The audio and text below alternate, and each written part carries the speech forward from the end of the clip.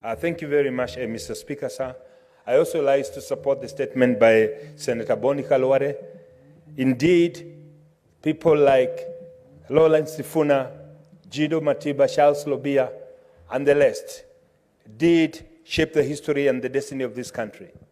Mr. Speaker, sir, in the spirit of the demise of Lawrence Sifuna, who has been fortunately survived by a very strong politician in the name of Edwin Sifuna, through my seat in one committee, his commitment to liberate this country, regardless of the party position he holds, Mr. Speaker, sir, is something that we as senators are very proud of. Mr. Speaker, sir, having said that, it is also indeed very important that we note there are politicians who need to learn from the likes of Lawrence Sifuna.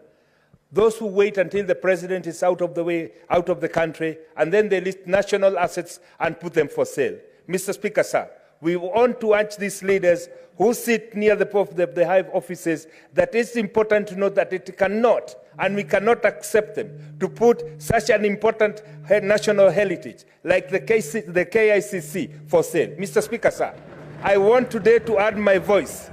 I want to join the likes of Lawrence Sifuna. I want to join the likes of Koigo Amwere, that we cannot let a few people take it for granted that they can do or live what they want to do in this country. Mr. Speaker, sir, it is becoming quite unfortunate that a few individuals, Mr. Speaker, sir, whom we've worked with so hard and promising the Kenyans that will ensure the cost of living comes down, Mr. Speaker, sir, instead of them working with us in tandem, they are going and auctioning anything that they can lay their hand on. This we must stand as a house and oppose. Mr. Speaker, sir, today I want to start in the same spirit of Lawrence Sifuna and say this country belongs to all of us.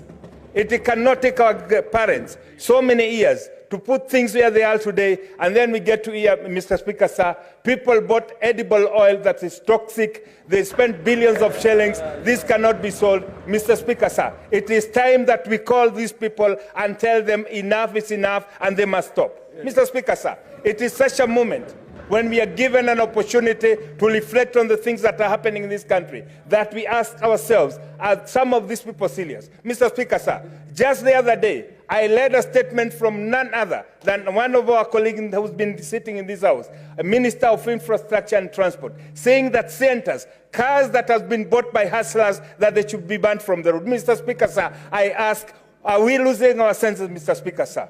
When must we realize that we must work for Kenyans? Mr. Speaker, sir, in the same spirit of Lawrence Sifuna, I want to tell Kenyans that yes, we must stand up and we will not let anybody take advantage of you. We are going to pursue justice until we bring it to the logical conclusion. Because this is the spirit, Mr. Speaker, sir. When we are gone like Lawrence Sifuna is gone, we want somebody to stand in this out and say, he stood as a senator and stood for the justice of the people. I start to be counted as those who will fight for the justice of the people, regardless of the people who are pushing and waiting. Only when the president is away of the country, they put national assets for sale. It is unacceptable, Mr. Speaker, sir, and I urge my colleagues to stand up and oppose this. Thank you, Mr. Speaker, sir.